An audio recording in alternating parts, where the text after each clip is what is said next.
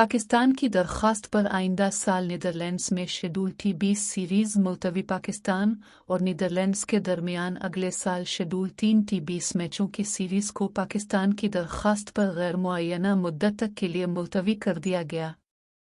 क्रिक info के मुताबिक आइंदा साल मई के अवाइल में दौरा यूरोप के दौरान पाकिस्तान और नीदरलैंड्स के दरमियान 3 T20 मैचों की सीरीज शेड्यूल थी। इस दौरा यूरोप के दौरान पाकिस्तान को अलिफलैंड के खिलाफ 3 और इंग्लैंड के खिलाफ 4 T20 मैच खेलने हैं। ये तमाम मैचेस आइंदा साल जून 2024 में शेड्यूल T20 वर्ल्ड कप से कबल खेले जाएंगे, जो अमेरिका और वेस्ट इंडीज में खेला जाएगा।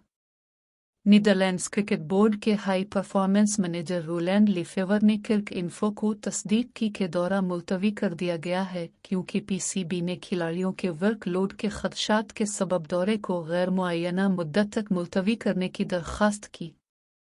उन्होंने कहा कि नीदरलैंड्स बोर्ड समझ सकता है कि पाकिस्तान क्रिकेट बोर्ड किस मुश्किल में है। खेल के मसरूफ शेड्यूल के साथ साथ खिलाड़ियों का ख्याल रखना भी अहमियत का हामिल है। हम पीसीबी के साथ हमारे अच्छे ताल्लुकात की कदर करते हैं और इस सीरीज का शेड्यूल असर-ए-नौ मुरतब होने के मुंतज़िर हैं। पीसीबी ने भी तस्दीक की है कि अगले साल शेड्यूल मुलतवी कर दी गई है और वो इवेंट के लिए मुतबादिल विंडो तलाश करने की कोशिश कर रहे हैं।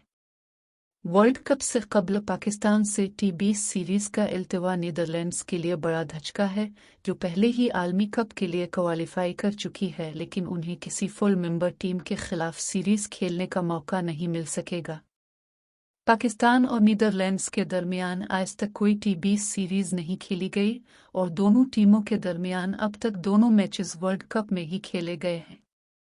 पाकिस्तान ने गुज़िश्ता साल नीदरलैंड्स की 3 वनडे मैचों के लिए मेज़बानी की थी और इस सीरीज़ में 0-3 से क्लीन स्वीप किया था, लेकिन इस सीरीज़ के 2 मैचेस इंतहाई दिलचस्प साबित हुए थे और पाकिस्तान की टीम इन मैचेस में बमुश्किल 16 और 9 रन से कामयाब हो सकी थी।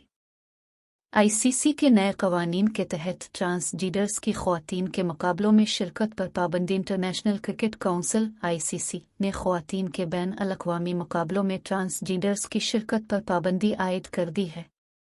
ESPN के मुताबिक आईसीसी बोर्ड की जानिब से नए कवानीन मंजूर किए गए हैं, जिनके तहत कोई भी खिलाड़ी जो मर्द से खातून बना हो या किसी भी और तरह से मर्दाना बलूगत से गुजर चुका हो, इसे ख़वातीन के बैन अल-अक़वामी क्रिकेट इवेंट्स में हिस्सा लेने की इजाज़त नहीं होगी।